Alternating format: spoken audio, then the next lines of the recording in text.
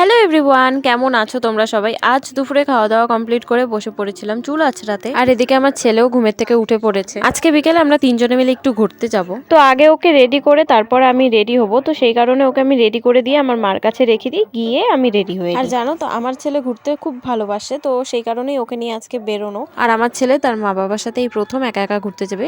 মানে আমরা তো অনেক আমার ছেলেকে নিয়ে ঘুরতে গিয়েছি, কিন্তু সবসময় আমার মা বা আমার বাবা কেউ না কেউ আমাদের সাথে ছিল, কিন্তু আমরা মা বাবা হিসেবে একাই আমার ছেলেকে নিয়ে যাচ্ছি ঘুরতে আজকে। তো আজকে দিনটা খুবই স্পেশাল আমাদের। তো তারপর তো আমরা তিনজনে মিলে বেরিয়ে পড়ি ঘুরতে যাওয়ার উদ্দেশ্যে। আর আজকে আমরা যাচ্ছি মেলাতে। আমাদের এখানে নিউজ 18 বাংলা থেকে কার্নিভাল একটা মেলা আয়োজন করা হয়েছে, তো সেখানেই যাচ্ছি। একটা প্রোগ্রাম টাইপের, এখানে প্রত্যেকদিন গান বাজনা হয়, তো সেখানেই যাচ্ছি। কোথাও ঘুরতে যাওয়ার নেই, আশেপাশে মধ্যে এইটুকু প্রোগ্রাম একটা হচ্ছে, তো এখানেই চলে এসেছি। আমরা তো সন্ধ্যার আগেই বেরিয়েছি, কিন্তু এখানে আস্তে আস্তে সন্ধ্যা হয়ে গেল। আমাদের বাড়ি থেকে গাড়িতে করে আসলে এখানে মাত্র 5 মিনিট টাইম লাগে, কারণ দাবগ্রাম থেকে আমাদের ঘুঘুমারি বেশি একটা ডিফারেন্স নয়। আর বেরোনোর সময় আমি আমার ছেলেকে ফর্মুলা মিল খাইয়ে নিয়ে বেরিয়েছি, তো সেই কারণেই আমার ছেলে চুপচাপ করে আছে। আর এমনিতেও বাইরে বেরোলেও অনেকটা চুপচাপই থাকে, কারণ ওর তো ঘুরতে ভীষণই ভালো লাগে। তো ওকে নিয়ে তো বেরিয়ে পড়ি আমরা, কিন্তু আমার মা বাবা বাড়ির থেকে বারবার করে ফোন করছিল যে তুই ওকে ঠিকঠাক করে রাখিস, টুপিটা পরা, আর ওকে ঠান্ডা লাগতে দিস না, তাড়াতাড়ি চলে আয় বাড়িতে, বেশি রাত করিস না, এইসব।